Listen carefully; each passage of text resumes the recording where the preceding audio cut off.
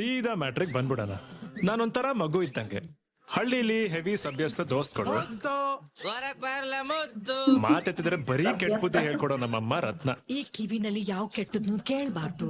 ನಿನ್ನೊಳಗ್ ಮಗಿನೂ ಐತೆ, ಮೃಗಾನೂ ಐತೆ. ನಾನು ಅವಳ ಕೋಟೆನ್ ಕಾಪಾಡೋ ನೀನೇನ್ ರತ್ನ ಬೆಳಿಗ್ಗೆನೆ ನನ್ ಮನೆ ಅಂತ ಅಲ್ಲ. ಹೋಗುವಾಗ ನಾವೇನ್ ಒತ್ಕೊಂಡ್ ಹೋಯ್ತೀವ?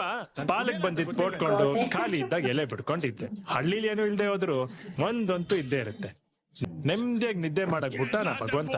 ಒಂದ್ ಸಣ್ಣ ಸಮಸ್ಯೆ ಕೊಟ್ಟ. ಚಿಕ್ಕ ಪುಟ್ಟ ಸಮಸ್ಯೆಗೆ ಎಲ್ರು ಬರುವಾಗ ನಾನು ಬಂದಿದ್ದು ದೊಡ್ಡೂರು ಬೆಂಗಳೂರಿಗೆ. ಹೊಸ ಜಾಗ, ಹೊಸ ಜನ, ಹೊಸ ಕೆಲ್ಸ, ಹೊಸ ಕಥೆ. ಚೆನ್ನಾಗಿದ್ದೀರ? ಯಾಕ್ರಿ ಒಳ್ಳೆ ಮಚ್ಚರ್ ತರ ಹೇಳ್ತೀರಾ ಹೇಳ್ರಿ. ಎಲ್ಲ ನೆಮ್ಮದಿಯಾಗಿತ್ತು, ಸೆಟ್ಲ್ ಆಗ್ಬಿಡೋಣ ಅನ್ಕೊಂಡೆ. ಆದ್ರೆ ಸಾಧಾರಣ ಜನರಿಗೆ ನೆಮ್ಮದಿಯಾಗಿರಕ್ ಬಿಟ್ಟಾನ ಭಗವಂತ. ಮತ್ತೆ ಒಂದ್ ಸಣ್ಣ ಸಮಸ್ಯೆ ಕೊಟ್ಟ.